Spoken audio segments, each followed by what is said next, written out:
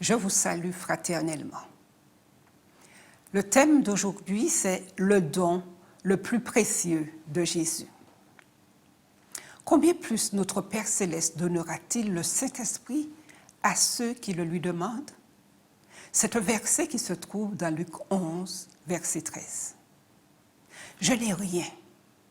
Seigneur, enseigne-nous à prier, supplièrent les disciples. Ils ont expérimenté la connexion quotidienne et directe de Jésus avec son Père et aspiraient à la même puissance dans leur propre vie. Jésus répond par une leçon de prière mémorable en 3 parties. Le Notre Père, la parabole d'un ami arrivant à minuit et en point d'orgue, la cruciale nécessité de demander continuellement le Saint-Esprit. Luc 11, versets 1 à 13. Dans la parabole, versets 5 à 8, un homme n'a rien à offrir à son ami visiteur qui, à l'improviste, arrive dans la nuit. L'hôte se précipite chez son voisin et lui demande de quoi nourrir le visiteur en lui expliquant « je n'ai rien ». Il insiste jusqu'à ce qu'il reçoive enfin du pain à partager avec son invité.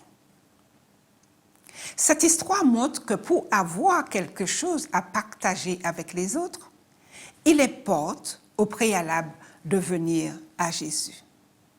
C'est lui la solution aux situations inattendues qui surviennent dans nos existences. Lorsque nous voulons transmettre le pain de vie, nous nous rendons souvent compte que nous n'avons rien à donner. Alors Jésus associe le problème dans cette parabole « je n'ai rien » à un impérieux besoin de l'Esprit Saint. Je vous le dis, demandez et il vous sera donné. Luc 11, verset 9. Jésus nous invite à persévérer dans la prière. Ici, en Luc 11, Jésus souligne à 10 reprises que le fait de demander l'Esprit Saint dans notre vie est un devoir spirituel à la plus haute importance. Il n'existe aucun autre passage où Jésus nous exhorte avec autant d'amour à prendre quelque chose à cœur. Je vous dis donc, demandez et l'on vous donnera. Cherchez et vous trouverez, frappez et l'on vous offrira. Car quiconque demande reçoit, et celui qui cherche trouve, et à celui qui frappe, on ouvrira. Si un fils demande du pain à l'un d'entre vous qui êtes des pères, lui donnera-t-il une pierre? Ou s'il demande un poisson, lui donnera-t-il un serpent au lieu d'un poisson? Ou s'il demande un œuf, lui offrira-t-il un scorpion? Si donc, mauvais comme vous l'êtes, vous savez donner de bonnes choses à vos enfants, à combien plus forte raison votre Père Céleste donnera-t-il le Saint-Esprit à ceux qui le lui demandent? Luc 11, versets 9 à 13.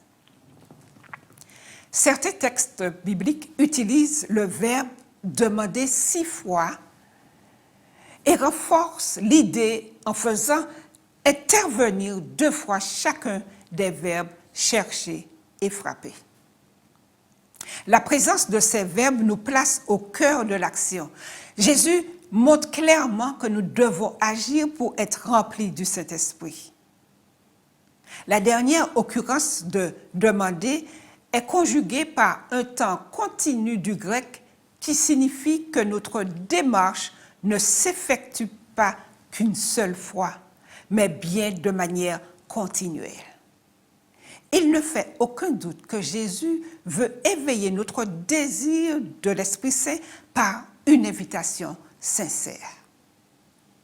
Il sait que ce manque ne peut être comblé que par une inlassable requête des riches bénédictions du Saint-Esprit.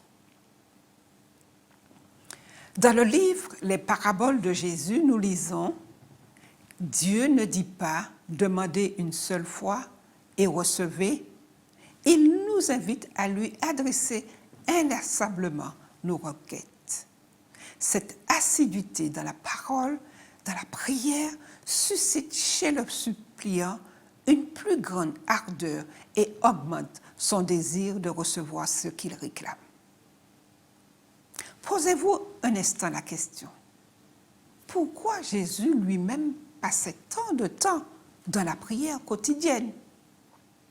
Ellen White apporte un élément de réponse. Et elle dit, matin après matin, il communiquait avec son Père dans les cieux, recevant de lui chaque jour un nouveau baptême du Saint-Esprit. En effet, en cela, Jésus a été notre exemple. Demandez-vous si Jésus avait besoin d'un réapprovisionnement quotidien du Saint-Esprit. Alors, n'est-ce pas a fortiori plus indispensable pour nous? Écoutons le témoignage d'un membre d'Église. Ces 2 dernières années, j'ai prié chaque jour pour que le Saint-Esprit se répande dans ma vie. Mon cheminement avec Dieu a été incroyable. Le fruit de l'Esprit mentionné dans Galates 5 est devenu plus réel dans ma vie depuis que j'ai demandé à Jésus de vivre en moi, de faire sa volonté en moi et de renouveler chaque jour la présence du Saint-Esprit dans ma vie. J'éprouve une plus grande joie à lire la Bible et à partager le Christ avec les autres, et j'ai un fort désir de prier pour les autres. En plus, mon style de vie a changé de façon spectaculaire, dit cette personne.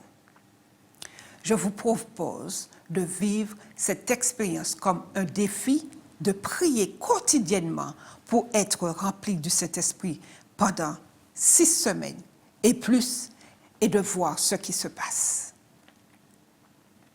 Les textes bibliques dans nos prières sont « Pourquoi n'avons-nous pas plus de réponse à la prière ?» Et la Bible répond « Vous demandez et vous ne recevez pas, non pas parce que vous ne demandez pas. Vous demandez et vous ne recevez pas parce que vous demandez mal, afin de satisfaire vos propres désirs. » Jean 4, verset 3. Cher Père Céleste, pardonne-nous d'avoir négligé de demander continuellement le Saint-Esprit. Merci Seigneur pour ta fidélité dans le pardon quand nous confessons nos péchés.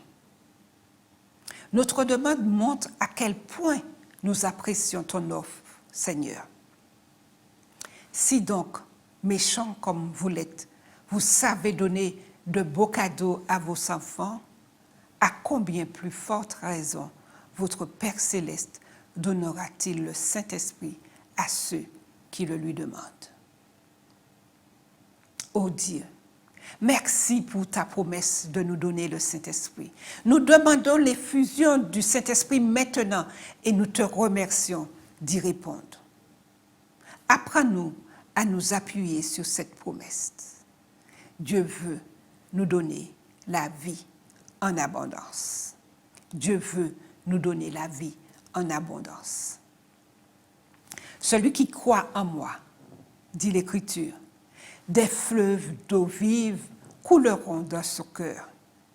Mais il a parlé de l'Esprit que recevaient ceux qui croient en lui. Jean 7, versets 38 et 39. Prions. Seigneur, merci de faire couler des fleuves d'eau vive en ceux qui croient en toi. Aide-nous à vivre dans une démarche d'abandon quotidien et soutenu en Christ afin que tu accomplisses cette promesse dans nos vies. Amen.